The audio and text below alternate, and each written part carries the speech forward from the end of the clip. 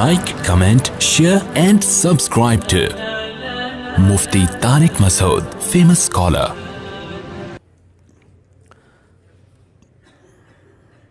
کسی نے پوچھا ہے کہ جی جس مٹی سے حضرت آدم علیہ السلام کو بنایا اس مٹی پر 39 دن غم کی بارش برسائی، ایک دن خوشی کی بارش، یہ کون سی روایت ہے؟ یہ من گھڑت روایت ہے، ایسا کچھ نہیں ہے۔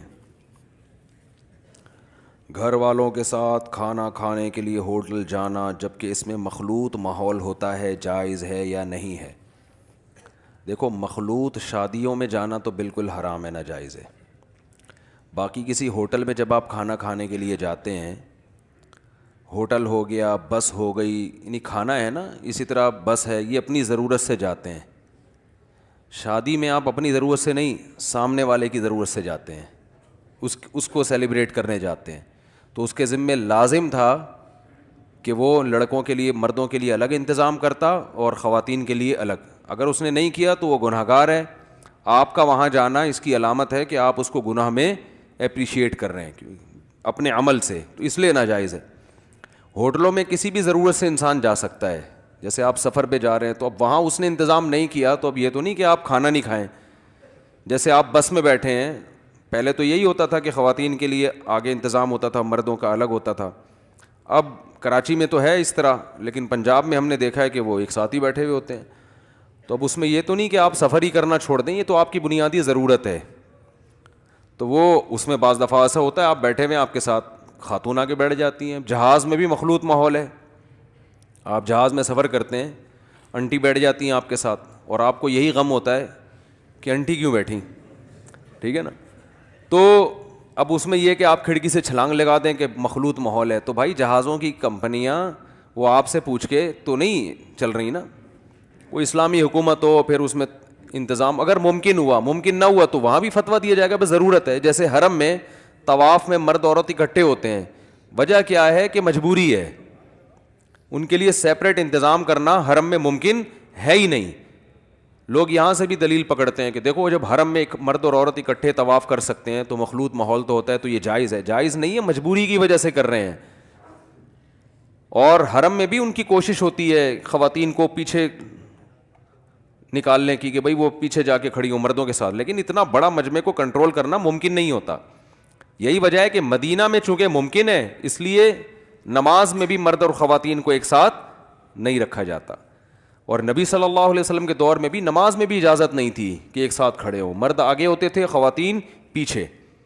اور نبی نے فرمایا مردوں کی سب سے بہترین صف پہلی ہے اور بدترین آخری ہے، اور عورتوں کی سب سے بہترین صف سب سے آخری ہے اور بدترین پہلی ہے۔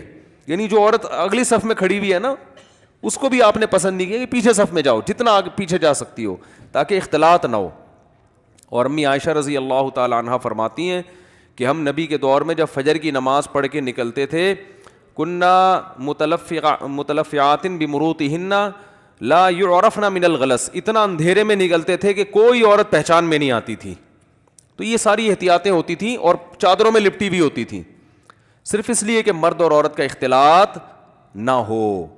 تو شادیوں میں جو طوفان بدتمیزی ہو رہی ہے، لپٹی ہوئی بھی نہیں ہوتی، پوری فل میک اپ میں اور جس طرح سے بیہودہ کپڑے پہن کے بیٹھی ہوئی ہیں، کیونکہ غیرت ختم ہوتی جا رہی ہے، تو وہ آہستہ آہستہ سب نے اس پہ بولنا چھوڑ دیا۔ انسان ہمیشہ انسانوں کے مسائل پہ بات کرتا ہے، خدا کے حقوق پہ وہ بات نہیں کرتا۔ خدا کے حقوق پہ بات کرو گے تو لوگ آپ کو بیوقوف سمجھیں گے۔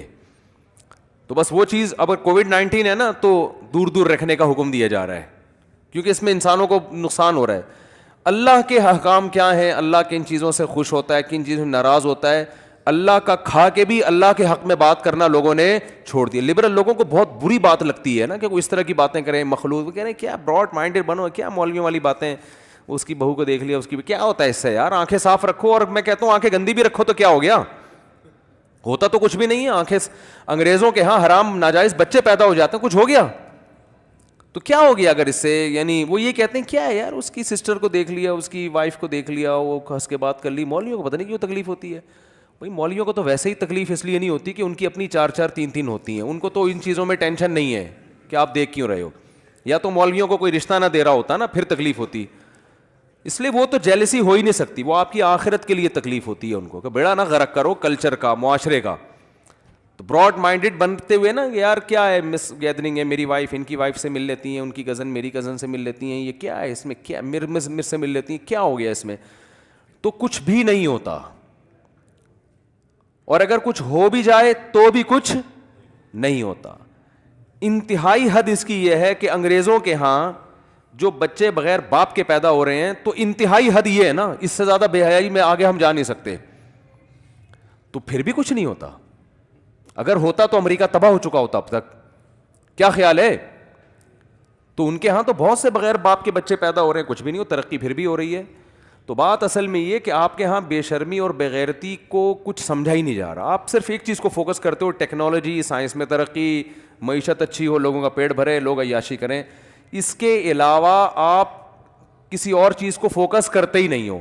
اسلام سب سے پہلے فوکس کرتا ہے حیا کو, شرم کو, فیملی سسٹم کو, باپ ہو, بھائی ہو, ماموں ہو, چاچے ہو, غیرت ہو, حیا ہو, صحیح ہے نا.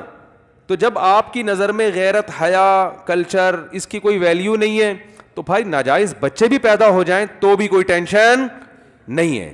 لیکن اگر آپ کی نظر میں غیرت کوئی چیز ہے تو بھائی کسی کی بہو بیٹی پر کسی کی غلط نظریں کیوں پڑ رہی ہیں, آپ کی بیٹی اور آپ کی بہنوں پر؟ آپ کی بیوی آپ کی ہے تو وہ کیوں دیکھ رہا ہے؟ لوگ کہتے ہیں یار وہ تو برا نہیں ہے. بتا کہ کوئی بھی برا, وہ آپ کو بتائے گا مجھے آپ کی وائف بہت اچھی لگ رہی ہے اور بہت کاش میری ہوتی ہے, وہ بتائے گا تھوڑی. تو دل میں خیالات آتے ہیں اور یہ غیر اختیاری ہوتے ہیں. تو اس لیے بھائی غیرت پہ کمپرومائز مت کرو. جو اللہ اس کے رسول نے نماز میں اکٹھے نہیں کھڑے ہونے دیا جب عبادت کرنے آئے ہیں, تو شادیوں میں کہاں سے اکٹھے ہونے دیں گے اللہ اس کے رسول؟ کیا ہو گیا یار بھائی, نماز میں تو سب نماز پڑھنے آئے ہیں نا, کوئی کسی کی نیت کسی انٹی کو چھیڑنے کی نہیں ہے. اور کھڑے بھی اور چھیڑ بھی نہیں سکتے اس دوران, چھیڑیں گے نماز ٹوٹ جائے گی. وضو جو ہے وہ اتنی مشکل سے سردیوں میں وضو کر کے آیا اور کھڑا ہوا ہے, اور وہ تھوڑی اس لیے آیا ہے, اس کے باوجود مخلوط ماحول کو نماز جیسی عبادت میں بھی برداشت نہیں کیا. اور آپ میوزیکل شو کر رہے ہو, اس میں گانے ہو رہے ہیں, اس میں ڈانس ہو رہا ہے, اس میں لڑکے لڑکیاں اکٹھے ہیں, تو کر لو میرے بھائی. لوگ کہتے ہیں مولوی لوگ ہمیں دھکیل رہے ہیں پیچھے, آپ مزے اڑائیں. قرآن کہہ رہے ہیں مولویوں کو بالکل تکلیف نہیں ہوتی, یہ ذہن میں رکھیں. ہوتی ہے تو اس لیے کہ آپ کی آخرت تباہ ہو رہی ہے. لیکن اگر آپ یہ سمجھیں گے مولوی بیچارے اس سے ٹینشن میں آ رہے ہیں کہ ہماری ان خوشیوں کو دیکھ کر, تو بالکل بھی نہیں ہے. کیونکہ قرآن کے صاف الفاظ ہیں, تمتعوا, مزے اڑاؤ, فإن مصیرکم الی النار, ٹھکانہ تمہارا جہنم کی آگ ہے. کیونکہ اللہ یہ جو نعمتیں تمہیں دی ہیں نا, اتنا شادیوں میں جو اڑا رہے ہو, یہ بھی تو اللہ نے دیا ہے نا تمہیں پیسہ. اس میں جو کوفتے اور نان بنا رہے ہو, یہ گندم کس نے پیدا کی ہے؟ جو اس شو کے بعد اور پروگرام کے بعد جو کھانا ہوگا, جس میں سب ناچ ناچ کے بھوک سے جب نڈھال ہو جائیں گے تو آخر میں کھانا لگے گا نا, تو یہ کھانا جو گندم اللہ نے پیدا کیا آسمان سے پانی برسا کر, یہ گندم اللہ نے پیدا کیا. اور یہ تم کور میں پھوڑ رہے ہو, یہ گوشت کس نے پیدا کیا ہے؟ اللہ نے. جانوروں کو سوکھا چارہ کھلایا, اس سوکھے جانوروں سے چارے سے ان کے جسم میں گوشت پیدا کیا اللہ نے. وہ گوشت آج تمہارے کوفتے اور تمہارے کباب اور کوفتوں میں استعمال ہو رہا ہے. اسی خدا کی دی ہوئی نعمتوں کو کھا رہے ہیں, اسی کی نافرمانی کر رہے ہیں.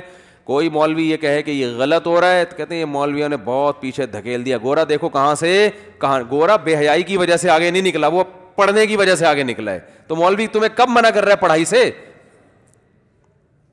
پڑھنے سے تھوڑی. وہ تو اور گورا عیاش نہ ہوتا تو اور ڈبل آگے جا چکا ہوتا, ٹھیک ہے نا. عیاشی تو انسان کو ہر مفید کام سے روکتی ہے. تو وہ لوگ کہتے ہیں نہیں, اصل میں وہ عیاش ہوتے ہیں نا تو ان کے یہ چھوٹے چھوٹے مسائل نہیں ہوتے, تو کیونکہ وہ ہر ضرورت پوری ہو جاتی ہے, لہذا وہ دل جمعی کے ساتھ پھر ترقی کرتے ہیں. یہ بھی غلط ہے. جو عیاشی کی طرف جاتا ہے وہ جاتا چلا جاتا ہے, جو بچاتا ہے اپنے آپ کو وہ بچتا چلا جاتا ہے. اور اللہ نے تو ویسے بھی حلال کی ہمیں زیادہ پرمیشن دی ہوئی ہے کہ بھی حلال کی طرف جاؤ تم, تو وہ گورے اس طرف نہیں ہیں. تو اس لیے یہ بے حیائی کا ایک طوفان ہمارے معاشرے میں. میں مخلوط شادیوں میں بالکل نہیں جاتا نکاح پڑھانے, سختی سے منع کیا ہوا ہے. بعض دفعہ ایسا ہوتا ہے کہ وہ وعدہ کرتے ہیں نہیں ہوگا, پھر میں گیا تو پتہ چلا کہ مخلوط ماحول ہے. تو پھر میں ایک کام کرتا ہوں تاکہ میری گناہ میں شرکت نہ ہو, میں ان کو وہیں پر اسپیکر پہ بیان کرتا ہوں کہ یہ غلط ہے. یہ جو مرد اور عورت اکٹھے ہیں یہ کیا ہے؟ حرام اور ناجائز. تاکہ کل میرے بارے میں کوئی یہ نہ سمجھے, ادھر ممبر پہ بولتے رہتے ہیں ناجائز اور خود مکس گیدرنگ میں جا کے بیٹھے ہوئے نکاح پڑھا رہے ہیں. تو میں نکاح نہیں پڑھاتا مکس گیدرنگ میں, اور سختی سے منع کیا ہوا ہے. ایک دو واقعات ہوئے اس طرح ہوا, انہوں نے کہا ہمارے کنٹرول میں نہیں ہے, عورتیں گھساتی ہیں. تو جس مرد کے کنٹرول میں عورتیں نہیں ہیں اس مرد کو چاہیے کہ وہ چوڑیاں پہن لے. سمجھ رہے ہو؟ یہ جو گھر کے مرد کہتے ہیں نا ہماری عورتیں کنٹرول میں نہیں ہیں, تو اس کا مطلب آپ مرد نہیں ہو. ایک حد ہوتی ہے. آپ جب میں ان سے لوگوں سے کہتا ہوں یار کتنا ٹائم لگتا ہے, یہ جتنا جو آپ نے ایک جگہ لی ہوئی ہے اس میں درمیان میں پارٹیشن کر دو. پیسے نہیں ہیں, میں کروا دوں گا آپ کے لیے انتظام. ایک پارٹیشن کر دو, ان خاتون کو ادھر کر دو, مردوں کو ادھر کر. کتنا ٹائم لگتا ہے, مگر خدا سے نا بغاوت اور لڑنے کی قسم اٹھائی ہوئی ہے. یار بعض گناہ سے بچنا مشکل ہوتا ہے, پیسے خرچ ہوتے ہیں اس نیکی پہ, اس میں انسان سوچتا ہے یار یہ نہیں کر سکتا, اب زکوٰۃ فرض ہے لیکن کنجوس ہے, اس کے اپنے بڑے مسئلے ہیں. کچھ گناہ ایسے ہیں جن میں کوئی ٹینشن نہیں ہے ان سے بچنے میں. ایک پارٹیشن ہے, یوں کر دو یہ ادھر ہو جائیں گی, یہ ادھر, بس ختم ہو گئی. اتنا سا تو ہم یہ تھوڑی کہہ رہے ہیں خواتین کو بلاؤ مت دعوت میں, ہم خواتین کو فیشن سے منع تھوڑی کر رہے ہیں کہ آپ فیشن نہ کریں, آپ میک اپ نہ کریں, آپ یہ نہ کریں, آپ وہ نہ کریں. ہم کہہ رہے ہیں یار یہ ان کو ادھر کر دو, ان کو ادھر کر دو, یہاں درمیان میں ایک تھوڑی سی وہ ایک تمبو لگا دو ہلکا سا. نہ قسم اٹھائی ہوئی ہے کہ ہم نے خدا کی بغاوت کرنی ہے, اور پھر اس خوش فہمی میں مبتلا ہے کہ آخرت میں بخشش ہو جائے گی, وہ فلاں قرآن خوانی کروا لے گا, فلاں جو ہے نا وہ فلاں جگہ ہم نے ایک دفعہ ٹوپی پہن کے نماز پڑھی تھی ہم نے, تو ہماری بخشش ہو جائے گی. یہ دماغ سے نکال دو آپ. ان اللہ لا یامر بالفحشاء, اللہ کبھی بے حیائی کو پسند نہیں کرتا. اور اس بے حیائی کے آگے سائڈ افیکٹ بہت زیادہ ہیں, بہت زیادہ ہیں. دیکھو مرد اب اتنی رنگین عورتوں کو دیکھ چکے ہیں, اب ان کو رشتہ کوئی پسند نہیں آتا. پہلے زمانے میں مرد کو عورت دیکھنے کو ملتی نہیں تھی, اماں نے کان سے پکڑ کے جہاں شادی کرا دی سمجھتا تھا یہی ہے دنیا میں سب سے حسینہ. آج وہ شادیوں میں بھی دیکھ رہا ہے وہ فلاں کی بیوی ایسی ہے, فلاں کی بھتیجی ایسی ہے, فلاں کی سالی دیکھو کیسی. میری اماں جو میرے لیے پسند کر رہی ہے وہ ان میں سے کسی سے بھی میچ نہیں کرتی. اس کا معیار بڑھتا چلا جا رہا ہے, بڑھتا چلا جا رہا ہے. تو بے حیائی کو اللہ پسند نہیں کرتا, اور آپ نے پھر بھی مزے اڑانے ہیں تو آپ اڑاؤ. اللہ کے الفاظ ہیں تمتعوا, اللہ تو خود کہہ رہا ہے تمتعوا, یہ آرڈر کا صیغہ ہے, مزے اڑاؤ. اللہ یہ نہیں کہا ان کو چاہیے کہ مزے اڑائیں یا یہ لوگ مزے اڑا رہے ہیں جس کا انجام ہوگا کہ آگ میں جائیں گے. نہ اللہ نے فرمایا تمتعوا, مزے اڑاؤ. کیونکہ یہ انداز اس وقت ہوتا ہے جب آپ کسی کو اپنی نافرمانی کا خود آرڈر دیتے ہیں نا, تو یہ آرڈر کس وقت دیا جاتا ہے؟ دیکھو کوئی اپنے نافرمانی کا خود کسی کو آرڈر نہیں دیتا.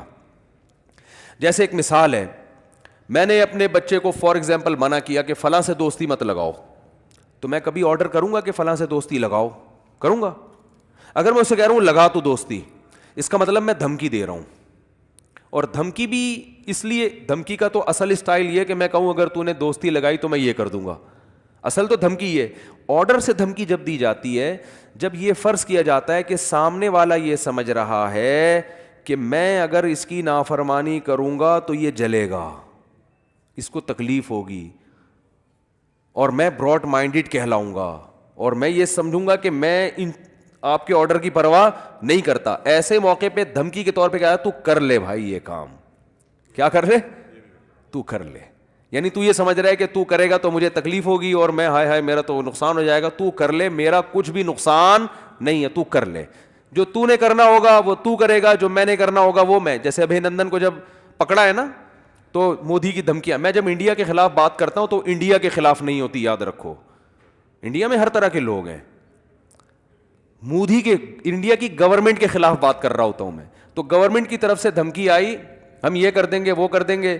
تو ہمارے پائلٹ کی وہ آڈیو شائع ہوئی تھی, انہوں نے کہا بھائی وہ جو کر سکتے ہیں وہ کریں گے, ہم جو کر سکتے ہیں. بڑے تمیز سے اس کا لہجہ مجھے بڑا اچھا لگا کہ سر وہ اپنے آفیسر سے بات کر رہا تھا, سر وہ تو جو انہوں نے کرنا ہے وہ کریں گے, جو ہم کر سکتے ہیں وہ کیا کریں گے ہم. یہ نہیں کہ غصے میں, ابے جو آدمی غصے میں آ جائے نا, اب دیکھو مودی نے دھمکی دی میں یوں کر دوں گا, ایک دم army chief of army officer ایک دم ٹینشن میں آ گیا, تیری ایسی کی, اس کا مطلب ٹینشن لے لی ہے. اس کا مطلب کیا ہے؟ ٹینشن لے لی. اس کا طریقہ یہ ہوتا ہے جو بالکل ابھی نندن والا ہوا ہے. طریقہ ہوتا ہے آپ آئے, مزہ اتنا آتا ہی ہے کہاں سے ابھی نندن آ گیا, لیکن ابھی نندن ہے, چلو جو بھی ہے. تو جہاز آیا دوبارہ سے, یہ میڈیا والے اس طرح سے نہیں بتائیں گے آپ کو واقعہ. میڈیا والے یہ بتائیں گے, بھائی ویڈیو نہیں بناؤ, میڈیا والے آپ کو یہ بتائیں گے, ٹی وی چینل پہ خبریں آئیں گی, بھائی ایک انڈیا سے ایک جہاز آیا تھا, اس کو لوگوں نے پکڑ لیا اور پھر یہ ہوا اور پھر ہماری گورنمنٹ نے معاہدہ کر کے, یہ میڈیا. یہ ایسا واقعہ نہیں ہے اس طرح نہیں ہوا بھائی, یہ تو اس واقعے کو آپ ساری شو خراب کر رہے ہیں. بھائی ایک جہاز آیا جس کا ارادہ تھا تباہی میں چاہ کے جاؤں گا, اس کا ارادہ کیا تھا, ایسی کی تیسی کر دوں. ہمارے پائلٹ گئے, ایک کو اڑا دیا, وہ بھی غلطی ہو گئی, غلطی سے بٹن دب گیا ہوگا, ورنہ اڑانے کا تو بنتا ہی نہیں ہے بھائی. ایک کے بجائے 2 دودھ پتی ہو جاتی, 3 دودھ پتی ہو جاتی, خام خواہ میں بٹن دبایا بلا وجہ اڑا. چلو غلطی ہو گئی, انسان ہے, 2 رکعت توبہ کے پڑھ لیں وہ, ٹھیک ہے نا, اگر میرا کہیں بیان سنتے ہیں. تو اس کو اتار لیا, ٹھیک ہے نا, اس کو اتارا, بلایا, نہلایا دھلایا, تولیہ اوپر رکھا, چائے پلائی, جا سکتے ہیں آپ. اس کو کیا بولتے ہیں, اسٹائل. اٹ از کالڈ, بولو بھائی, اسٹائل. اس سے جو دھاک بیٹھی ہے نا, یہ میں اور آپ نہیں جانتے, یہ مودی کو پتا ہے اس سے ہوا کیا ہے. یہ دہشت کا ایک اسٹائل ہوتا ہے کہ ہماری بالکل اعصاب پہ کوئی فرق نہیں پڑا, ہم کو چیخے چلانا, ابے ابے تیری, تم آئے کیسے یہاں پہ, کوئی فوج کی طرف سے اس طرح کا بیان بھی نہیں آیا نا, ابے تم نے ایسی کی تیسی, تم آئے کیسے, یہ تو بہت بڑی, یہ نا نا نا بھائی. دوبارہ بھی موقع دیا ہے کہ جب کسی کا دودھ پتی پینے کا خیال ہو, ٹھیک ہے نا, جس کا بھی جب بھی چائے پینے کا دل کرے, ہمارے دروازے کھلے ہوئے ہیں, ٹھیک ہے نا. آپ آئیں, ہم پہلے بتا دیتے, ہم گیٹ کھول دیتے آپ کے لیے, واگا بارڈر کھول دیتے. اب خام خام اتنی ٹینشن لینے کی کیا ضرورت, سمجھ رہے ہو. تو میں یہ کہہ رہا ہوں کہ آرڈر جب دیا جاتا ہے نا کہ بھائی تو یہ کر لے, تو یہ آرڈر اس کی علامت ہوتی ہے کہ میرا اس میں کوئی نقصان نہیں ہے, تو اگر میری نافرمانی کر رہا ہے. تو جو نافرمان ہے نا, شادیوں میں جو مکس گیدرنگ ہو رہی ہے, وہ بزبان حال اکٹھے ڈانس مانس کر کے اور مکس گیدرنگ کر کے یہ سمجھا رہے ہوتے ہیں کہ یہ جو مولوی لوگ کہتے ہیں نا کہ یہ غلط ہے, تو شاید ہم اگر یہ چھوڑ دیں گے تو مولویوں کو کوئی فائدہ ہوگا, اور ہم یہی کرتے رہیں گے تو مولاناؤں کا نقصان ہوگا, یا اللہ کو کوئی نقصان ہو جائے گا. تو اللہ نے اس کا جواب دینے کے لیے کہا, تمتعو, بھائی جتنے اڑا رہے ہو نا اور اڑاؤ. اللہ کی نہ حکومت میں کوئی کمی آئے گی, نہ اللہ کی عزت اور جلال میں کوئی کمی آئے گی, نہ اللہ کے خزانوں میں کوئی کمی آئے گی. اللہ کو تمہاری عزت کی ضرورت ہی نہیں ہے. تمتعو, اور اڑا لو مزے. ہاں آگے بتا دیا, ان مسیرکم الی النار, آنا کہاں ہے. میں نے جہنم کی آگ ایسے ہی تھوڑی بنائی ہوئی ہے, تو قرآن میں بھر دیا آگ ہے آگ ہے آگ ہے, ایسے تھوڑی ہے, اس کو بھی تو بھرنا ہے نا. ایک جگہ اللہ نے فرمایا لَأَمْلَأَنَّ جَهَنَّمَ مِنَ الْجِنَّةِ وَالنَّاسِ أَجْمَعِينَ, فرمایا ہم نے بھی قسم اٹھائی ہوئی ہے, قرآن کے الفاظ ہیں, ہم نے بھی قسم اٹھائی ہوئی ہے کہ میں جہنم کو جنات اور انسانوں سے بھروں گا. تو وہ قسمیں ایسے ہی تو پوری ہوں گی, بے گناہ لوگوں کو تھوڑی اللہ جہنم میں ڈالے گا.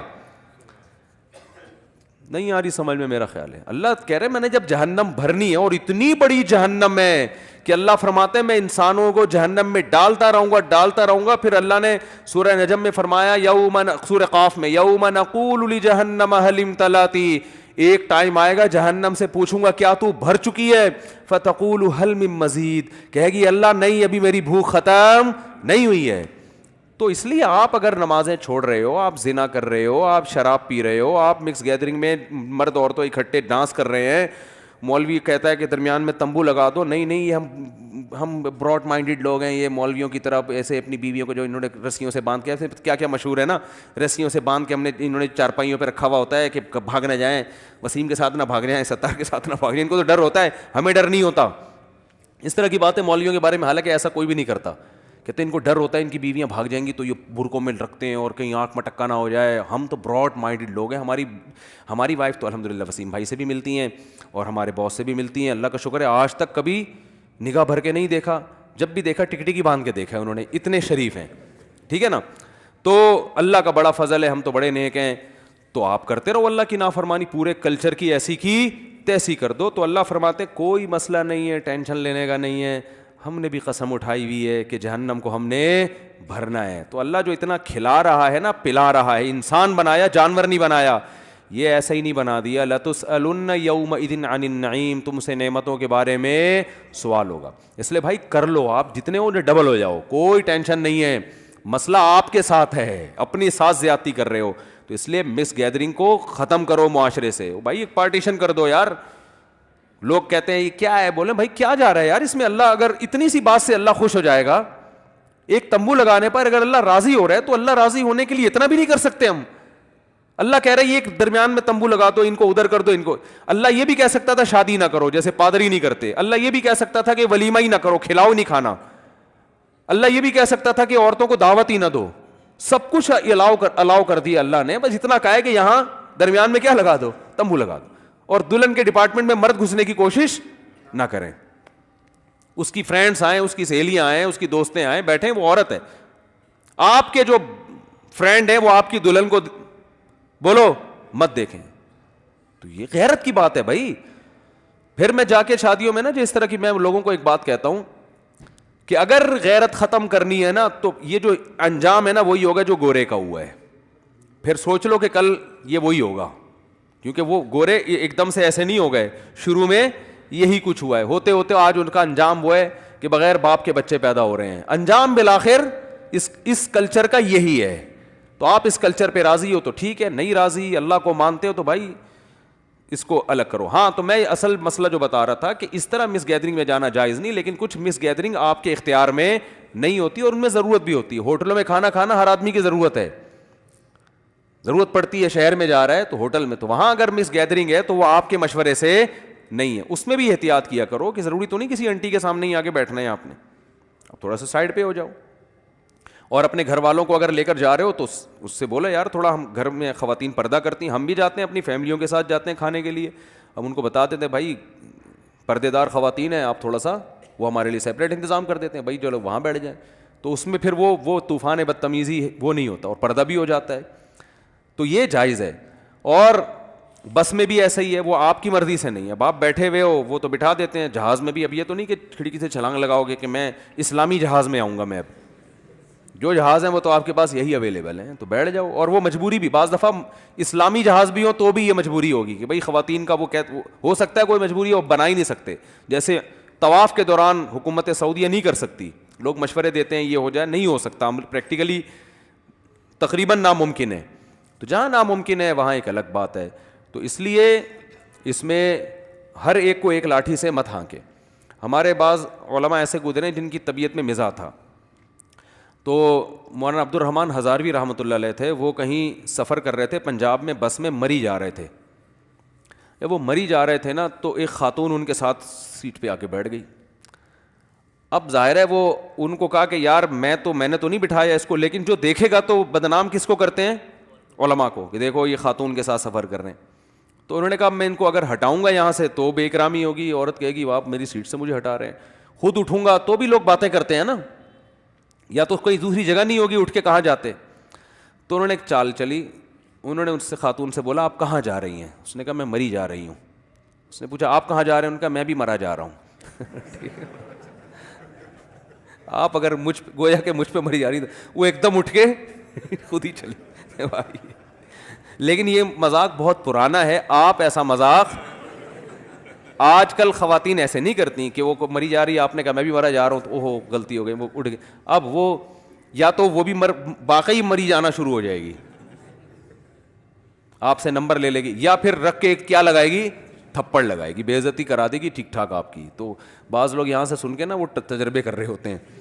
تو وہ آج کل خواتین وہ لگاتی ہیں، اور لگانا بھی چاہیے ان کو. وہ لگا دے گی سینڈل کھینچ کے، ٹھیک ہے نا، طبیعت سے، اور پھر کلپ آ جائے گا آپ کا، اور پھر زندگی بھر کے لیے گھر میں منہ دکھانے کے قابل نہیں رہیں گے. تو یہ بس پرانے دور کا پرانا واقعہ ہی ہے، اس کو پرانا ہی رہنے دیں. لیٹسٹ ورژن اس طرح کے نہیں آ رہے آج کل. لیٹسٹ ورژن یہ آ رہے ہیں کسی کو چھیڑ دیا تو وہ لگائے گی زوردار قسم کی تھپڑ، زوردار تھپڑ، اور پھر ویڈیو بھی بنا کے فیس بک پہ ڈال دے گی. تو وہ پھر آپ کی ایسی کی تیسی ہو جائے گی. اس لیے زیادہ فری نہ ہوں آپ لوگ. گھر والوں کے ساتھ کھانا کھانے کے لیے ہوٹل جانا ہے، مخلوط ماحول ہوتا ہے. تو میں نے بتایا ہوٹل جب جائیں تو گھر والوں کو لے کے ذرا کنارے پہ سائڈ پہ ہو جائیں. اب آپ یہ کہیں گے ہم جائیں نہیں تو یہ بھی غلط ہے، کیونکہ گھر والوں کا اتنا حق ہے کہ کبھی کبھار ان کو آؤٹنگ پہ لے کے نکلا کریں، خاص طور پہ پردے دار خواتین کو. کیونکہ پردے دار خواتین کی اس زمانے میں بڑی قربانی ہے کہ وہ نامحرم سے پردہ کر رہی ہے. تو اب بجائے سارا دن ان کا گھر میں رکھ کے دم گھوٹنا، اس سے بہتر نہیں ہے کہ کبھی کبھار ان کو آپ لے جاؤ، تھوڑا سا ہائی وے کی ہوا لگا دو، تھوڑا کھلے ماحول میں ان کو بٹھا دو، تھوڑا سانس آئے گا. ٹھیک ہے، اور یہ آپ کو ہی فائدہ ہوگا، صحت اچھی ہوگی، ورنہ بیماریوں پہ کس کا خرچ ہوگا؟ آپ کا خرچ ہوگا. تو پردے کی پابندی کے ساتھ تو جائز ہے. اور اس میں پھر خام خامے کیڑے نکالنا یہ کیا ہے؟ یہ زیادتی ہے. اب ہے اپنی بیوی کے ساتھ گھوم رہا ہے تو تمہیں کیا تکلیف ہے بیوی کے ساتھ گھوم رہا ہے تو بیوی کے ساتھ ہی گھوم رہا ہے نا وہ آدمی. تو لوگ اس پہ بھی اعتراضات کرتے ہیں دینداروں پہ. بھائی داڑھی رکھ کے گیا ہوا ہے اپنی بیوی کو ہوٹل میں لے کے, تو داڑھی رکھے تو بھوک تو لگتی ہے انسان کو, آؤٹنگ کا بھی دل کرتا ہے. داڑھی کا اس سے کوئی تعلق نہیں ہے. داڑھی کا تو پتہ نہیں کیا لوگوں نے بنا لیا. وہ میں اکثر سناتا رہتا ہوں. ایک صاحب داڑھی تھی, گاڑی چلا رہے تھے, غلطی سے کسی خاتون کے ٹکر ہو گئی. انہوں نے کہا شرم نہیں آتی داڑھی رکھ کے ٹکر مارتے ہو؟ انہوں نے کہا محترمہ داڑھی ہے بریک نہیں ہے. یہ کیا ہے؟ ٹکر کا تعلق بریک سے ہے. بریکیں صحیح ہوں گی تو وقت پہ رکے گی, بریکیں پرانی ہوں گی تو ٹکر لگ جائے گی. تو محترمہ یہ داڑھی ہے بریک نہیں ہے. یہ ایسا بھی ہوتا ہے. اچھا بھائی شریعت کا مزاج ہے کسی سے محبت کرو تو اللہ کے لیے اور بغض بھی اللہ کے لیے. ایسے تو اکثر لوگ دین سے دور رہیں, تو کیا سب سے قطع تعلق دین سے جو دور ہیں ان سے بھی اللہ کے لیے محبت کی جا سکتی ہے؟ ایک تو جو دین سے دور ہے ضروری نہیں ساری برائیاں ہوں, کچھ خوبیاں بھی تو ہوں گی نا. دیکھو اللہ سے محبت میں پہلے رشتہ داری ہے. رشتہ دار چاہے دین سے دور بھی ہو تو بھی اس سے تعلق کرنا پڑے گا. پھر مسلمان ہے تو وہ دین سے دور ہو لیکن اس سے کوئی نہ کوئی آپ کا لنک ہوگا تو اس کا حق ادا کرنا پڑے گا. تو یہ کوئی بات نہیں ہے کہ دین سے دور ہو تو اس سے محبت نہیں ہو سکتی. دین سے دور کے ساتھ بھی اس لیے محبت ہو سکتی ہے اس کو دین سے قریب کر لیا جائے. ہاں جو دین کا باغی ہو نا اس سے نہیں محبت کرنی چاہیے. باغی الگ ہوتا ہے, دور ایک گنہگار ہے وہ آ جائے گا. جو باغی ہے نا دین کو برا بھلا کہتا ہے تو اس سے ایک حد تک سمجھانے کی کوشش کریں, نہیں تو پھر اس سے تعلق ختم کر دیں. مفتی صاحب لوگ آپ کے بارے میں کہتے ہیں کہ آپ کسی سے مناظرہ نہیں کرتے, صرف شادی کے موضوع پر ہی بات کرتے ہیں. ہم تو دعوت دے رہے ہیں اتنے بڑے چیلنجر کو جو سارا دن بیٹھ کے چیلنج ہی کرتا رہتا ہے, کسی کے بابے کے پاس اس کا جواب نہیں ہے. ہم کہہ رہے ہیں یار ایک دفعہ ہمارے سامنے, میں اپنے خرچے پہ آؤں گا, جہلم آؤں گا, آپ کے پاس بیٹھوں گا. یہ جو پرچیاں لوگ آپ کو لکھ کے دے رہے ہیں نا, ایک میں لکھ کے دوں گا پرچی, اس کا جواب چاہیے. اور میں نے تو جواب دیے. یہ 20 رکعت تراویح پر جو اس نے ریکارڈ کروایا ہے, یا اور بھی جو ہمارے اہل حدیث علماء ریکارڈ کرواتے ہیں کہ 8 رکعت سنت ہے, آپ میرا دلائل سے بیان سن سکتے ہیں. ان کا کسی کے پاس ان باتوں کا جواب نہیں ہے کہ تراویح 20 رکعت ہی سنت ہے. تو 8 رکعت تو کسی حدیث میں ہے ہی نہیں. ایک موطا امام مالک کی ضعیف حدیث ہے جس کے خلاف موطا میں خود حدیث موجود ہے اور امام مالک کا خود اس پہ فتویٰ نہیں ہے. اس 8 والی کو یہ پیش کرتے ہیں, اور جس راوی سے ہے وہ خود 20 بھی بیان کر رہا ہے دوسری جگہ پر. تو یہ تو زیادتی ہے کہ آپ 8 والی بیان کر رہے ہیں, وہی راوی جب 20 والی بیان کرتا ہے تو اس کو حذف کر دیتے ہیں. اور اس حدیث پر کسی ایک صحابی کا بھی عمل بھی نہیں ہے. اگر وہ 8 سنت ہوتی تو کوئی ایک صحابی ضعیف سند سے دکھا دو کہ اس نے خلفائے راشدین اور تابعین کے دور میں 8 رکعت. میں تو کہتا ہوں صحابہ سے دور کی بات, 200 سال پہلے روئے زمین پر دکھا دو کسی نے 8 رکعت پڑھی ہو, اور ہم آپ کو علماء کے حوالے دیں گے. پوری روئے زمین پر 20 رکعت سے کم, صدیوں سے 1 رکعت بھی کم نہیں ہوئی ہے تراویح. تو اجماع امت خود ایک بہت مضبوط دلیل. اس سے پتہ چلتا ہے 8 رکعت والی حدیث جو آپ تراویح پہ فٹ کرتے ہو وہ تراویح کی ہے ہی نہیں. تو اب آپ نے تکلف سے کام لیا کہ تراویح اور تہجد کو ایک قرار دینے کے لیے ایڑی چوٹی کا زور لگا دیا.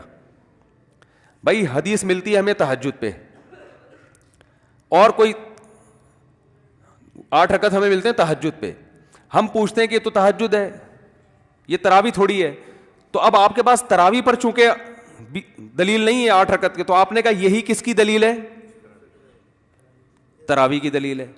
تو یہ بالکل ایسے ہی ہے کہ جب آپ کے پاس اپنے دعوے کو بیان کرنے کے لیے کوئی دلیل نہیں ہوتی تو آپ جو چیز دلیل نہیں ہوتی نا اس کو دلیل قرار دے کے اس پہ فٹ کرنا شروع کر دیتے ہو, اور آپ ان دونوں چیزوں کو ایک ہی چیز کا نام دے دیتے ہو. مثال کے طور پر وسیم بھائی نے مجھ سے 1 لاکھ روپے لیے. اب میرے پاس کوئی گواہ نہیں ہے کہ میں یہ ثابت کروں کہ وسیم بھائی نے کیا لیا مجھ سے 1 لاکھ. گواہ جو میرے پاس وہ ہیں وہ سلیم بھائی کے ہیں کہ 1 لاکھ روپے سلیم نے لیے ہیں. میں نے عدالت میں گواہ پیش کی, انہوں نے ثابت کیا کہ سلیم بھائی نے مفتی سے 1 لاکھ روپے لیے ہیں. عدالت کہے گی نا کہ سلیم نے لیے ہیں, دعویٰ کس پہ کر رہے ہو؟ وسیم پہ. تو میں کہوں وسیم اور سلیم ایک ہی آدمی کے 2 نام ہیں. تو عدالت کہے گی یہ پہلے سے چلے آ رہے ہیں یا آپ نے کیا ہے؟ تو اگر پہلے سے ہیں تو پھر تو ٹھیک ہے, لیکن اگر آپ نے کیا ہے پھر یہ معتبر نہیں ہے. تو تراویح اور تہجد الگ نماز چلی آ رہی ہے ہمیشہ سے. اس کے الگ الگ احکام ہیں. تراویح صرف رمضان میں ہوتی ہے, تہجد پورے سال ہوتی ہے. تراویح نبی نے 3 دن پڑھ کے چھوڑ دی تھی, تہجد پوری زندگی پڑھی ہے. تراویح کی جماعت حضرت عمر نے قائم کی ہے, تہجد تو ہمیشہ سے ہوتی چلی آ رہی ہے. تراویح پوری دنیا میں عشاء کے بعد پڑھی جاتی ہے, تہجد رات کے آخری حصے میں پڑھی جاتی. تہجد میں اتنی بڑی جماعت جائز نہیں ہے. لوگ کہتے ہیں اس کی کیا دلیل ہے اتنی بڑی جماعت جائز نہیں ہے؟ اس لیے کہ نبی نے پڑھی نہیں ہے, اس لیے جائز نہیں ہے. تہجد میں نبی صلی اللہ علیہ وسلم کے ساتھ بعض دفعہ 1 2 صحابی 3 صحابی ہو گئے, اس سے زیادہ کبھی نہیں ہوئے. اس میں اعلان نہیں ہوا کہ آؤ میں تہجد پڑھ رہا ہوں پورا مدینہ جمع ہو جائے, ایسا نہیں ہے. جبکہ تہجد میں اعلان ہوتا ہے, لوگ رش لگ جاتا ہے, پبلک آ جاتی ہے, اعلان ہوتا ہے اتنے بجے ہمارے یہاں تراویح کی نماز شروع ہوگی. تو اگر یہ تہجد ہوتی تو اس میں اتنی بڑی جماعت جائز نہ ہوتی, کیونکہ عبادت کے لیے ثبوت چاہیے. دیکھو آپ فجر کی 2 سنتیں جماعت سے پڑھ سکتے ہو؟ نہیں پڑھ سکتے. نبی نے انفرادی پڑھی ہے, تو تہجد بھی انفرادی, اور جماعت ہوئی ہے تو بہت تھوڑے پیمانے پر. 3 دن نبی صلی اللہ علیہ وسلم نے جو باہر نکل کے نماز پڑھی, اتنا رش لگ گیا اس نماز کو, تو آپ نے ختم کیا ہے. سمجھ رہے ہو؟ تاکہ امت پہ واجب نہ ہو جائے. حضرت عمر نے اس لیے شروع کیا کہ واجب ہونے کا امکان ختم ہو گیا. بعض لوگ یہ بھی کہتے ہیں کہ اصل میں یہ تہجد ہی ہے, لیکن وہ تعبیر یہ کرتے ہیں کہ تہجد رمضان میں جماعت سے پڑھنا جائز ہے. بس یہ ہو گیا کہ حضرت عمر سے پتہ چل گیا کہ تہجد عام دنوں میں انفرادی ہوگی اور رمضان میں کیا ہوگی؟ جماعت سے ہوگی. تو ہمیں جماعت سے تہجد پڑھنے کی پرمیشن مل گئی رمضان میں. تو اس کی بھی آپ کے پاس کوئی دلیل بولو بھائی؟ یہ بھی دعویٰ برائے دعویٰ ہے. اگر یہ رمضان یہ وہی ہے, تہجد ہے جس کو رمضان میں جماعت سے پڑھنے کی پرمیشن مل گئی ہے, تو پھر سوال یہ پیدا ہوتا ہے کہ نبی سے تو آپ کہتے ہو 8 رکعتیں ثابت ہیں, تو صحابہ نے جب جماعت کی نماز میں نبی کو فالو کیا اور حضرت عمر کو فالو کیا, حضرت عمر کو صحابہ نے فالو کیا کہ جماعت سے پڑھنے کی پرمیشن حضرت عمر نے دے دی ہے تو ہم پڑھیں گے, تو رکعتوں میں آپ حضرت عمر کو فالو کیوں نہیں کر رہے؟ بھائی نبی نے تو 3 دن پڑھ کے ختم کر دی, تو نبی کو دیکھنا تو آپ ختم کرو اس جماعت کو. اگر آپ خلیفہ راشد کی وجہ سے تراویح کو کہہ رہے ہو جماعت سے یہ تہجد جائز ہے, تو تہجد کہہ لو تھوڑی دیر کے لیے اس کو, حالانکہ تہجد ہے نہیں, اس کی میں ابھی ایک دلیل دیتا ہوں مضبوط. تو اگر اس کو تہجد کہہ لو آپ, تو پھر رکعتوں میں آپ حضرت عمر کو فالو کیوں نہیں کر رہے؟ آپ پھر موطا امام مالک کی حدیث دیں گے کہ ہم نے جماعت میں حضرت عمر کو فالو کرتے ہیں, رکعتوں میں بھی حضرت عمر کو فالو کر رہے ہیں, کیونکہ موطا امام مالک میں حضرت عمر نے 8 رکعتیں پڑھائی تھی. تو اس کا میں جواب دے چکا ہوں, وہ حدیث ضعیف ہے اضطراب کی وجہ سے, کیونکہ اس کا راوی کہیں 20 بیان کرتا ہے کہیں 8. اور دوسری دلیل اس کے ضعیف ہونے کی ہے, امام مالک نے خود اس کو حدیث کو فالو نہیں کیا. تیسری اس کے ضعیف ہونے کی دلیل ہے کہ حضرت عمر نے 8 پڑھائی ہوتی تو پورے ذخیرہ حدیث میں کوئی ایک ضعیف سند سے آپ دکھا دیں کہ کسی صحابی نے 8 رکعت تراویح پڑھی ہو. تو یہ کیا بات ہے؟ صحابہ ایک طرف تو خلیفہ مومنین کے اتنے حریص ہیں کہ نبی نے جماعت سے نہیں پڑھی, لیکن صحابہ کہہ رہے ہیں حضرت عمر نے چونکہ جماعت سے پڑھوائی, اور رکعتیں صحابہ اپنی طرف سے شروع کر دیں. اور ہم آپ کو بہت سارے صحابہ سے حوالے دکھا سکتے ہیں جو کتنی پڑھتے تھے, 20 پڑھتے تھے, جس میں نے سندوں کے ساتھ پیش کی. اور پڑھتے, یہی وجہ ہے کہ چاروں اماموں کا فتویٰ ہے کہ کتنی ہے, کم سے کم 20 ہیں. اور رہا یہ مسئلہ کہ تراویح تہجد الگ الگ ہے, یہ محدثین کی اصطلاح کے حساب سے بھی غلط ہے, کیونکہ تراویح کو امام بہقی اور جتنی حدیث کی کتابیں ہیں نا, صدیوں پہلے انہوں نے اس نماز کو تراویح کا نام دیا ہے. کیا نام دیا ہے؟ تراویح. اور تراویح کا جو لفظ ہے نا وہ 8 رکعتوں پر فٹ ہی نہیں بیٹھتا ہے. اس کا جواب بھی انجینئر صاحب پی گئے ہیں بڑی ڈھٹائی کے ساتھ ماشاءاللہ پورا گھونڈ, کیونکہ ترویحہ جو ہے نا, یاد رکھو ترویحہ 4 رکعتوں کو کہا جائے, یہ بھی حدیث سے ثابت ہے. میں نے اپنے کلپ میں حدیثوں کے حوالے سے یہ ریکارڈ کروایا ہے پوری بات, کہ صحابہ یعنی اسلاف جو ہے نا, صحابہ اور تابعین, اس نماز کو تراویح کیوں کہتے ہیں. سوال پیدا ہوتا ہے یہ لفظ حدیث میں ہمیں نہیں ملتا تراویح کا. اب سوال یہ پیدا ہوتا ہے کہ جب نہیں ملتا تو صحابہ نے اس کو تراویح کا نام کیوں دیا؟ تابعین نے, شروع سے اس کو تراویح کہا جا رہا ہے نا, اور تمام محدثین اس پہ باب کیا باندھتے ہیں؟ تراویح کا. تو سوال یہ پیدا ہوتا ہے کہ اس کو صحابہ نے تراویح کا نام کیوں دیا؟ اس کا محدثین جواب یہ دیتے ہیں, آپ حدیث کی کتابوں میں دیکھ رہے ہیں, میں نے پورے حوالوں کے ساتھ, یہ آڈیو کلپ ہے میرا, ریکارڈ ہوا ہوا ہے, انٹرنیٹ پہ پڑا ہوا ہے. اس لیے نام دیتے ہیں کہ ترویحہ کہتے ہیں 4 رکعتوں کو. کیوں کہتے ہیں؟ ان کی عادت تھی اسلاف کی کہ 4 رکعتوں کے بعد تھوڑا ریسٹ کیا کرتے تھے, 4 رکعتوں کے بعد تھوڑا آرام. تو ترویحہ دیکھو مروحہ عربی میں پنکھے کو کہتے ہیں, یہ آپ کو ہوا دیتا ہے نا, ریسٹ دیتا ہے. ابے کیا ہو گیا, آپ کو میں پوری لغوی تحقیق بتا رہا ہوں کہ ترویحہ روح سے نکلا ہے, روح, ریسٹ دینا کسی کو. تو وہ اس حدیث کی کتابوں میں لکھا ہے کہ اسلاف جو ہیں 4 رکعتوں کے بعد کیا کرتے تھے, تھوڑا آرام. تو اس لیے 4 رکعت کو انہوں نے ترویحہ کا نام دے دیا. سمجھ میں آ رہی ہے بات؟ اب 4 رکعت کو ترویحہ کا نام دیا, تو اگر 8 رکعتیں ہوتی تو پہلی بات تو یہ کہ 4 کے بعد آرام کر کے 4 پڑھ لیتے تو ایک ہی دفعہ آرام کی نوبت آتی نا. کیا خیال ہے؟ 2 ترویحیں ہو جاتے نا. تو 2 ترویحوں کو ترویحتین کہا جاتا ہے. تراویح بولتے کیوں نہیں, لفظ ہی نہیں بیٹھتا.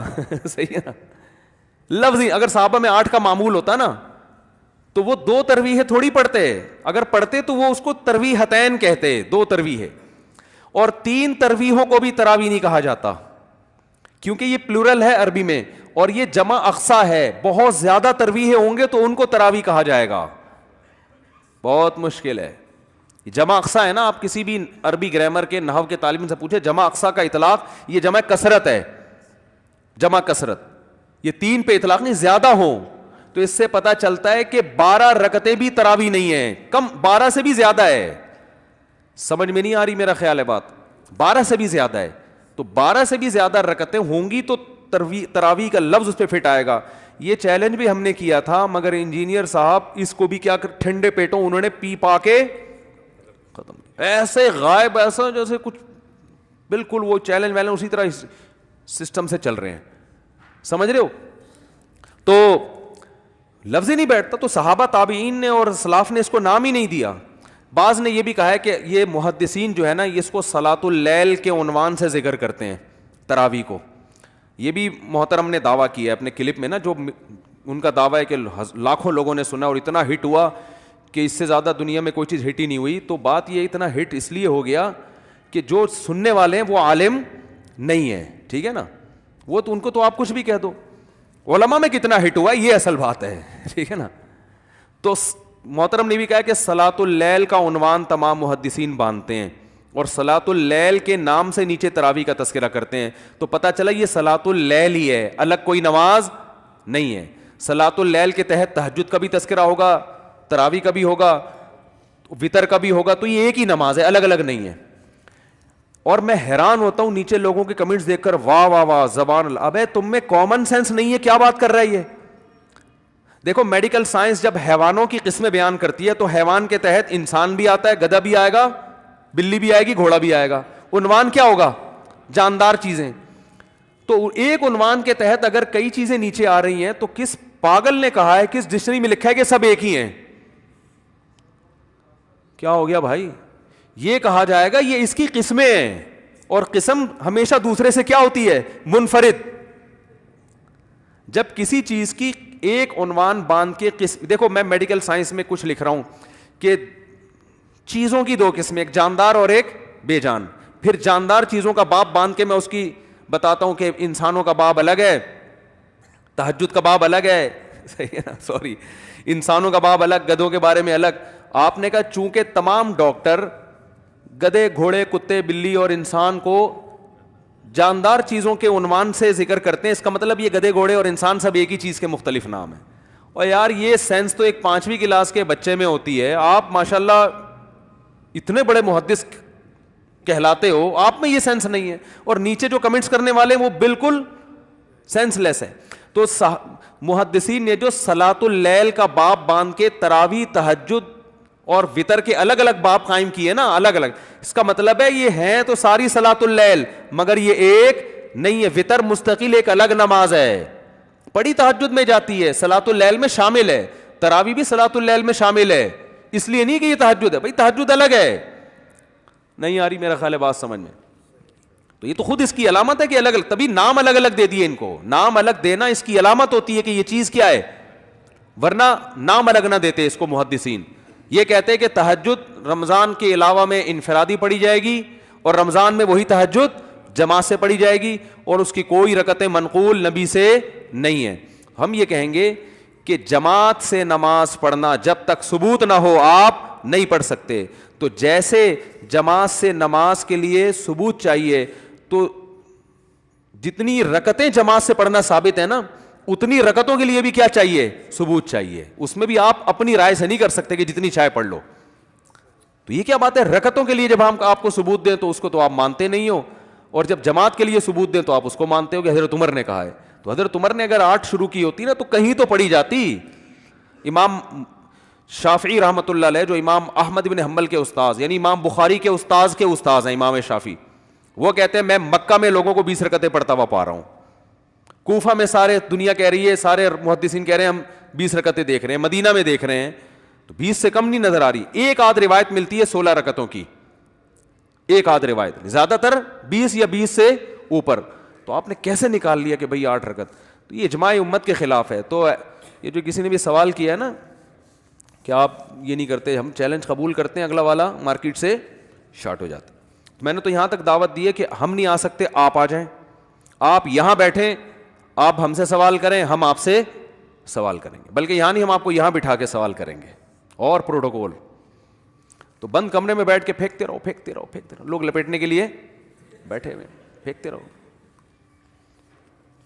دوسرا, بھائی ہر ایک کی اس طرح جواب دینا شروع کر دوں, اگلا اور مشہور ہو جاتا ہے. خام خامے کیوں کسی کو, بھائی جو پراپر طریقہ ہے بات چیت کا اس سے بات کرو نا. مفتی صاحب, اور میں مناظر ہوں نہیں, سب سے بڑی بات یہ ہے, مناظرے کے تو چیلنج میں کرتا ہی نہیں ہوں, کہ مناظرہ تو ایک فن ہے جو مجھے نہیں آتا.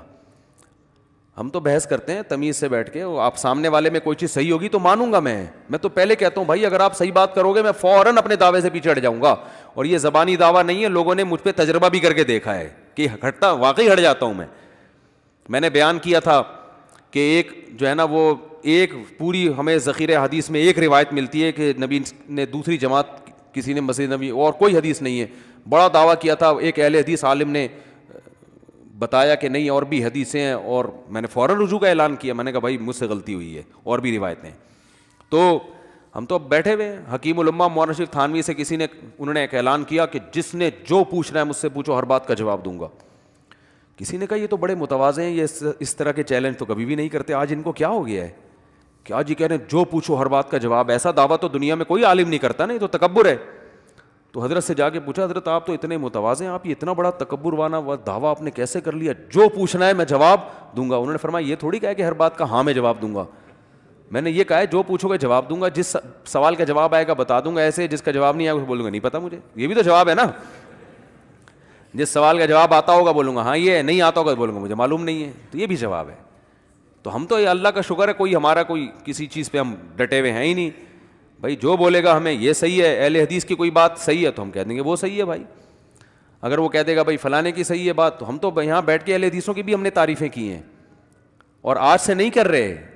میں تو 2005 سے کر رہا ہوں کہ بعض چیزیں اہل حدیث میں خاندانی ہیں تو وہ بدعت سے دور ہوتے ہیں, عامل ان میں کم ہوتے ہیں. اب اہل حدیثوں میں بھی عامل آنا شروع ہو گئے ہیں, وہ لال لال رومال بیٹھ کے جن چڑیل بھوت. میں نے کہا اب یہ بھی برباد. تو لوگ اس سے کہتے ہیں کہ اس کا مطلب آپ اہل حدیث کی تعریف کر رہے ہو. بعض تو بھائی ایک چیز کی ہم تعریف کر رہے ہیں ان کی, تو ہم نے یہ تو نہیں کہا کہ اگر وہ ہر لحاظ سے ہم ان کو ٹھیک سمجھتے تو میں اہل حدیث نہ ہو جاتا پھر. تو میرا ایک رائے ہے کہ اہل سنت میں داخل ہیں, اتنا زیادہ مخالفت کرنا کہ جہنمی قرار دے دینا, ان کے پیچھے نماز کو حرام کر دے دینا, یہ کیا ہے, یہ زیادتی ہے. کسی کے کوئی اہل حدیث کی مسجد میں نماز پڑھتا ہے بالکل جائز ہے, کیونکہ عقائد ان میں اور ہمارے بنیادی عقائد میں کوئی فرق نہیں ہے. بیسک عقائد وہ ہیں. تقلید کا مسئلہ ہے تو وہ انتظامی چیز ہے. ہم یہ کہتے ہیں کہ اس زمانے میں جب تک آپ پراپر کسی ایک مسلک کو فالو نہیں کرو گے, دین پہ پراپر چل نہیں سکتے آپ, فسادات ہوں گے. وہ یہ کہتے ہیں نہیں ہوں گے, تو ہم ان کو مشاہدہ کراتے ہیں, بھائی ہو رہے ہیں دیکھو. طلاق کا مسئلہ وہ وہاں سے پوچھتا ہے, کبھی وہاں سے پوچھتا ہے, کبھی اہل حدیث سے پوچھتا ہے, کبھی غامدی سے پوچھتا ہے, کبھی انجینئر سے پوچھتا ہے. یہ تماشا بن رہا ہے, اور سب قرآن و حدیث کا لیبل ہی لگا رہے ہیں. تو یہ بات ان اہل حدیثوں کی سمجھ میں نہیں آ رہی. پھر بھی ہم جہنمی نہیں کہتے, ہم کہتے ہیں بھائی جو ان کی جتنی مینٹل اپروچ ہے اس حساب سے وہ کر رہے ہیں تو ان کو کرنے دو. جب تک کوئی قرآن و حدیث کو فالو کرے گا تو آپ اس کو جہنمی نہیں کہہ سکتے, وہ جنتی ہے. باقی ہر آدمی کے سوچنے کا اسٹائل کیا ہوتا ہے, دوسرے سے ڈفرینٹ ہوتا ہے. ہمارے کو جب کوئی مشورہ دیتا ہے نا, حضرت مشورہ قبول نہیں کرتے. حضرت کہتے جب بحث ہوتی ہے, حضرت فرماتے ہیں بھائی میں اپنی کھوپڑی سے سوچتا ہوں, میں آپ کی کھوپڑی اگر میری کھوپڑی میں لگی ہوتی تو میں اس حساب سے سوچ رہا ہوتا, کیونکہ اللہ نے میری کھوپڑی آپ کی کھوپڑی سے الگ بنائی ہے, تو ہم اپنی کھوپڑی کے حساب سے. تو ہمیں اہل حدیث کو اپنا دوست بھائی کہنے کے باوجود ہم کہتے ہیں آپ کے منہج سے ہمیں اختلاف ہے. اس لیے نہیں کہ قرآن و حدیث ہے, اس لیے کہ آپ نے پوری امت کو بے لگام اونٹ کی طرح بنا دیا ہے. ہر آدمی مفتی بن کے قرآن حدیث کے نام پہ فتوے دے رہا ہے. اس لیے جو صدیوں سے قرآن و سنت کی ریسرچ ہو چکی ہے اور جو فقہ مرتب ہو چکے ہیں, تمیز عافیت اسی میں ہے کہ ان میں سے کسی ایک کو فالو کیا جائے. اور یہ صرف ہماری بر صغیر کے علماء کی رائے نہیں, عرب میں بہت بڑے بڑے علاموں کی یہی رائے ہے. سعودی عرب میں آج بھی حنبلی مسلک کے لوگ زیادہ ہیں اور وہ ایک مسلک کو فالو کرنے کو لازم قرار دیتے ہیں آج بھی. لیکن جو سرکاری سطح پہ جو علماء ہیں وہ زیادہ تر سلفی ہیں, تو اس لیے لوگوں کے سامنے ان کا امیج زیادہ آتا ہے. ورنہ سعودی عرب میں تو اب بھی بہت سارے مدارس ہیں جو فقہ حنبلی کو فالو کرتے ہیں. اچھا, جو سلفی علماء ہیں وہ بھی حنبلی, وہ بھی ایسا نہیں ہے کہ چاروں فقہ سے بالکل ہی آزاد ہیں, وہ بھی حنبلی بیسیکلی. شیخ بن باز فقہ حنبلی کو فالو کرتے تھے, اتنے بڑے سلفی عالم تھے.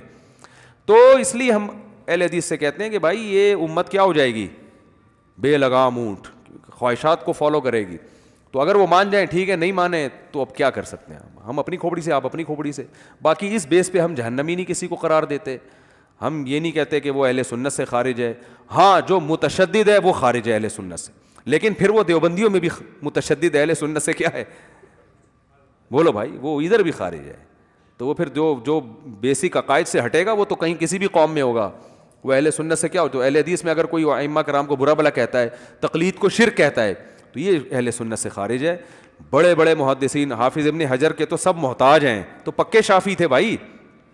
کوئی حدیث صحیح یا ضعیف قرار دینے کے لیے کسی مائی کے لال میں مجال نہیں ہے کہ ابن حجر کو چھوڑ دے. وہ علامہ ابن حجر جو ہے نا, جب بھی ہم جرح و تعدیل کی کتابیں اٹھاتے ہیں تو ابن حجر کے محتاج ہیں. وہ کٹر شافعی مسلک کے تھے وہ. تو اگر آپ یہ حنفی شافیوں کو غلط کہنا شروع کر دو گے تو آپ تو میرے بھائی ذخیرہ حدیث, آپ کو اسماء الرجال کے جو ابن حجر نے کام کیا اور علامہ نووی اور بہت بڑے بڑے محدثین ہیں کو ہاتھ دھونے پڑ جائیں گے آپ کو. تو آپ بالکل امت گمراہ ہو جائے گی پھر تو. مفتی صاحب اگلے دن میں نے آپ کو خواب میں دیکھا. بھائی مجھے خواب نہ اچھے سنایا کرو نہ برے سنایا کرو, یہ بہت عجیب سا خواب لکھا ہوا. نہ اچھے سناؤ نہ برے سناؤ, اپنے خواب اپنے پاس ہی رکھا کرو. اور اگر آپ نے دیکھا, یہ کہنے سگریٹ پیتے ہوئے دیکھا ہے, اب آ گیا تو بتا دوں, اس کی اچھی تعبیر کرو, اچھی تعبیر اس کی. اب سوچو تعبیر کیا ہو سکتی ہے. وہ ایک صحابیہ نے خواب میں دیکھا نا کہ نبی صلی اللہ علیہ وسلم کے گوشت کا ٹکڑا کٹا ہے, تو اب بظاہر کتنا عجیب خواب ہے, لیکن آپ صلی اللہ علیہ وسلم نے اس کی اچھی تعبیر بیان کی. تو بعض دفعہ خواب کا ظاہر بڑا عجیب سا ہوتا ہے لیکن تعبیریں بڑی خاندانی. تو سگریٹ جو ہے نا یہ ٹینشن ختم کرتی ہے, سٹا لگا رہا ہے. تو اس کی تعبیر یہ ہے کہ روحانی طور پہ ٹینشن کیا مزید کیا ہونے والی ہے, ختم. وہ ٹینشن سب کو پتہ ہے, مجھے ایک ہی ہے. اب خود سوچو کیا ٹینشن, بہت جلد وہ ٹینشن بھی دنیا میں ہمیں اللہ کا شکر ہے کوئی ٹینشن ایک ہی رہ گئی ہے. ٹینشن دنیا کے لحاظ سے, آخرت کی تو ہے اللہ, تو ایک ٹینشن رہ گئی ہے. اب سگریٹ کا مطلب ہے کہ وہ ٹینشن بھی. اور یہ بھی علامت ہے کہ جیسے سگریٹ والا سگریٹ کے بغیر نہیں رہ سکتا. تو جو سگریٹ پیتا ہے نا, آپ خود سگریٹ کا انتظام کرتے ہو ورنہ مر جاتا ہے وہ. تو مفتی صاحب کے لیے اس ٹینشن ختم کرنے کا فوری بنیادوں پہ, یہ مذاق کر رہا ہوں, سیریس نہ ہو جانا. کہیں اب رشتے بھیجنا شروع کر دیں, وہ بھی ہمارے مہینے میں خاتون ہیں, تو وہ میں نے کرنی ہوگی, میں آپ سے تھوڑی پوچھ کے کروں گا. نہیں کرنی ہوگی تو نہیں کروں گا. وہ گھر والے بیان سن رہے ہوتے ہیں, اگر کرنی بھی ہوگی تو میں اتنی کھلے عام بتاؤں گا نہیں, آپ لوگوں کو پیٹوں گا گھر میں بلا وجہ. تو اور نہیں کرنی ہوگی تو ویسے ہی نہیں کرنی پھر. لیکن میں مذاق میں کہہ رہا ہوں کہ بظاہر اس کے علاوہ کوئی ٹینشن ہے نہیں. تو اور یہ ہے سٹے کی طرح والی ٹینشن کہ یہ بھی چپکتی ہے تو موت تک انسان کا پیچھا نہیں چھوڑتی ہے. تو وہ پھر وہ بس یہ بتانا مقصد ہے. اچھا سوچا کرو یار. یہ تو ایسے اچھے اچھے خواب بھی آئے ہیں میرے بارے میں, تو وہ میں اس لیے نہیں بتاتا کہ پھر جب اچھے بتاؤ تو پھر برے والے بھی بتاؤ, برے بتاؤ تو پھر اچھے والے بھی. تو چھوڑ دو یار, اگر عمل صحیح ہے تو ٹھیک ہے, عمل صحیح نہیں ہے تو جو مرضی جنت میں بھی ٹہلتے ہوئے دیکھ لو, کوئی فرق نہیں پڑتا اس سے. مفتی صاحب جہنم پہ بیان کب کریں گے, بھی ہو تو گیا. ایمان میں تازگی آتی ہے, میری ہر دعا قبول ہو رہی ہے. ایسا گمان رکھنا ٹھیک ہے کیا؟ جی ہاں اچھی بات ہے یار, ہر دعا قبول ہی ہوتی ہے انسان کی. اسلام میں تیسرا 40واں ہے کیا؟ نہیں ہے. ابھی میں نے کہیں کسی کے ہاں جا کے بیان کیا ہے, تو ٹیلی ویژن میں, وہ کوئی بڑے تاجر تھے, تو ٹی وی میں پٹی چلی ہے, مفتی طارق مسعود صاحب نے فلاں کے 40ویں پہ میں شرکت کی اور بڑا جذباتی بیان کیا. تو 40ویں کا لفظ ٹی وی چینل نے اپنی طرف سے لگا دیا. میں 40ووں میں نہیں جاتا. اور پھر لوگ کہیں گے یار یہ ویسے 40ووں کے خلاف, اور خود دوسروں کے 40ووں میں پہنچ جاتے ہیں. یہ تو وہ 40واں نہیں تھا, ویسے ہی بیان تھا, ٹی وی والوں نے چلا دی پٹی. ان کو وہ بھی انہوں نے جان کر نہیں, ان کی تو خبریں اسی طرح کی آ رہی ہوتی ہے نا, کہ کوئی کسی کی میت میں جا رہا ہے تو یا تو تیجا ہوگا یا 40واں. تو ان کا خیال تھا کہ کچھ دن ہو گئے میت کے انتقال لے ہوئے, تو تیجا تو ہو نہیں سکتا, تو خود سے انہوں نے کیا کرا دیا 40واں. پھر لوگ بدگمان ہوتے ہیں. یہ دیکھو مفتی صاحب مکان زیر تعمیر ہے, دعا کے بلے دل سے دعا, اللہ تعالیٰ برکت عطا فرمائے. مکان کی تعمیر کے ساتھ ساتھ اپنے بارے میں بھی تھوڑا سا سوچیں کہ کتنے دن یہ مکان چلے گا اور آپ کتنے دن چلو گے. عشاء کی نماز میں وطر کے بجائے تو قنوت پڑھنا بھول گیا, سجدہ کرنا بھول گیا, تو فطر نہیں, پھر دوبارہ نماز پڑھنی پڑے گی. سجدہ صاحب بھی بھول گئے. ٹھنڈے اور گرم ذکر کی پہچان کیا ہے حضرت تفصیل سے بتا دیں. ٹھنڈے گرم کے چکر میں نہیں پڑو, اللہ کا ذکر کر لیا کرو, صبح 100 دفعہ, شام 100 دفعہ. بعض دفعہ انسان ذکر میں جذباتی ہو جاتا ہے, کبھی ہوتے ہیں انسان آنکھیں بہنے لگتی ہیں, بعض دفعہ جذباتی نہیں ہوتا, تو وہ جو جذباتی ہو جاتا ہے وہ گرم ذکر ہے, ویسے ہی ٹھنڈا ٹھاٹ رہتا ہے. تو ان چکروں میں کیفیات میں کبھی بھی نہیں پڑو, کام کو فوکس کرو, ورنہ ان سے توہمات, وہم. ہمارے حضرت کو کسی نے خط لکھا, ہمارے تو بہت بڑے صوفی بھی تھے, خط لکھا کہ قبض ہی قبض رہتا ہے, بست نہیں ہوتا. وہ تصوف کی اصطلاحات ہے نا, اور تھوڑی دیر کو اگر بست ہوتا ہے تو پھر قبض ہو جاتا ہے. یہ وہ والا قبض نہیں ہے, یہ صوفیوں پہ کچھ کیفیات ہوتی ہیں. حضرت نے فرمایا کہ تصوف کی اصطلاحات میں پڑھنے کا جو مرض ہے نا, وہ اس مرض سے زیادہ خطرناک ہے جس میں آپ پڑے ہوئے ہو. پھر فرمایا جو معمولات بتائے ہیں ان کے بارے میں تو لکھا نہیں کہ پورے ہو رہے ہیں, وہ معمولات پورے کرو, اطلاع دے دیا کرو کہ ہو رہے ہیں, باقی ٹوپی ڈراموں کی ضرورت نہیں ہے. تو جو معمولات بتائیں بس اس کو فوکس کرو. تو ایک آدمی نے کہا میں نماز پڑھتا تھا مزہ ہی نہیں آ رہا, حکیم الامہ کو لکھا. انہوں نے فرمایا مزہ, نماز اللہ نے مزے کے لیے بنائی نہیں ہے, ٹھیک ہے نا, عبادت کے لیے. مزہ آ جائے تو اللہ کی طرف سے نعمت ہے, جیسے صحابہ کو آیا کرتا. نہیں آ رہا تو بھائی نماز ادا کرو بس. تو لوگ صبح شام ذکر اللہ کریں, 100 دفعہ استغفار, 100 دفعہ درود شریف, 100 دفعہ تیسرا کلمہ یا چوتھا پڑھنا, شام کو بھی اس کی توفیق مل رہی ہے بس. ویسے بھی ان چیزوں کے لیے نا خیالات کا مجتمع ہونا ضروری ہے. ابھی مسلمانوں کے ذمے اتنے کام ہیں کہ آپ کی سوچ ایک جگہ مرکوز ہو نہیں سکتی. تو آپ نے تو جیسے انبیاء کے ذمے بہت, تو آپ کے ذمے پڑھائی بھی ہے, بچوں کو بھی پالنا ہے, ملک کو ترقی بھی دینی ہے, اور بڑے بڑے کام بھی کرنے ہیں. تو اس میں بس جو چل رہا ہے نا حساب کتاب, کچھ تھوڑی سی تہجد پڑھ لو, اس میں دعا مانگ لو اللہ سے, تو کافی ہے. مفتی صاحب جب فقہ حنفی میں نیاز بنانا, نیاز کھانا تقسیم کرنا کیسا ہے؟ نہیں ہے, کچھ بھی نہیں ہے. یہ میں کرایہ دار ہوں, میں نے مکان کرائے پر لیا, اس مکان کی پوری چھت ٹپک رہی تھی, میرا پورا سامان گل گیا, کیا اس کا نقصان کون برداشت کرے گا؟ مالک مکان کے ذمے نہیں ہے یہ, کیونکہ جب چھت ٹپکنا شروع ہوئی تھی آپ نکال دیتے. ہاں آپ یہ کہہ سکتے ہو, مالک مکان سے لڑ سکتے ہو کہ بھائی میرا آپ سے ایگریمنٹ ہوا تھا کہ چھت صحیح ہوگی, اور آپ نے مجھے چھت کون سی دی ہے؟ ٹپکنے والی چھت دی ہے, تو یہ تو ہو سکتا ہے, اس سے لڑو. دیکھو لوگ اکثر کہتے ہیں کہ مالک مکان بڑے نالائق ہوتے ہیں. بھائی ان کی بات نہیں کر رہا, یہ تو کرایہ دار اچھے ہوں گے, کہ ایسا نہ ہو کہ آپ ان کے بارے میں سمجھیں. ایک جنرلی بات کر رہا ہوں. کرایہ دار جو مالک مکان کے ساتھ بدسلوکی کرتا ہے نا, جو میں نے تو یہ دیکھا ہے, مالک مکان کی صرف جرم یہ ہوتا ہے کہ وہ اپنا کرایہ مانگنے کیوں آیا. ٹھیک ہے نا, اس پہ کرایہ دار کو غصہ آتا ہے, ہر مہینے کی پہلی تاریخ کو آ جاتا ہے. بھائی 31 کو تو نہیں آیا نا, پہلی کو آیا ہے نا, اس کا حق ہے. لیکن آپ نے جو جب اس کا گھر اس کے حوالے کرتے ہو نا, تو اس کو اتنا کرایہ ملا نہیں ہوتا جتنا گھر کی ریپیئرنگ پہ خرچہ آ جاتا ہے, کیونکہ اپنا گھر ہوتا نہیں ہے. ایسی واٹ لگا کے جاتے ہیں, تبھی سمجھدار لوگ اپنا گھر کسی کو کرائے پر نہیں دیتے. ان کو پتہ ہے یار اتنا فائدہ نہیں ہوگا جتنی گھر کی ایسی کی تیسی ہو جائے گی. تو یہ کرایہ دار بھی تو ظالم ہوتے ہیں نا. ہاں اگر انہوں نے چھت ٹپک رہی ہے تو یہ غلط کر رہے ہیں, یا مالک مکان کی غلطی ہے, لیکن اکثر غلطیاں کس کی ہوتی ہیں؟ کرایہ دار کی.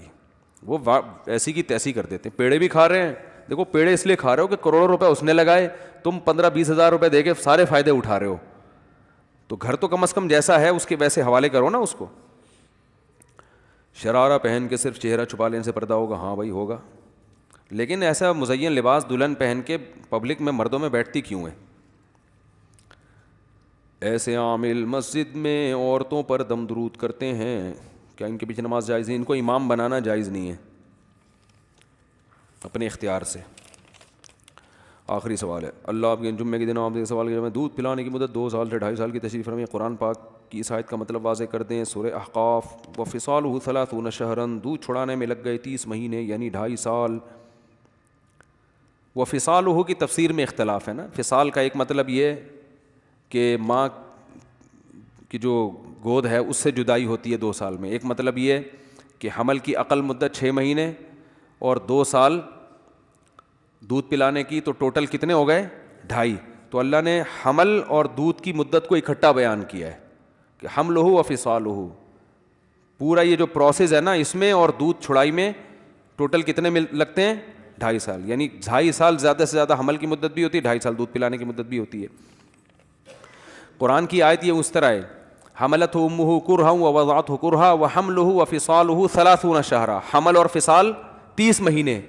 تو یہ جو فصال ہے نا یہ دودھ چھڑانے کی مدت ہے، تو یہ 30 مہینے بنتے ہیں 2.5 سال کے، 12 دونی 24 اور 6۔ تو امام ابو حنیفہ نے یہاں سے بھی استدلال کیا ہے، اور وہ آیت میں بھی جس میں 2 سال پلانے کا ذکر ہے اس سے بھی استدلال کیا ہے، کیونکہ اس میں آتا ہے مائیں اپنے بچوں کو مکمل 2 سال تک دودھ پلائیں، فا آتا ہے اس کے بعد کے لیے، اصل اس میں یہی ہے۔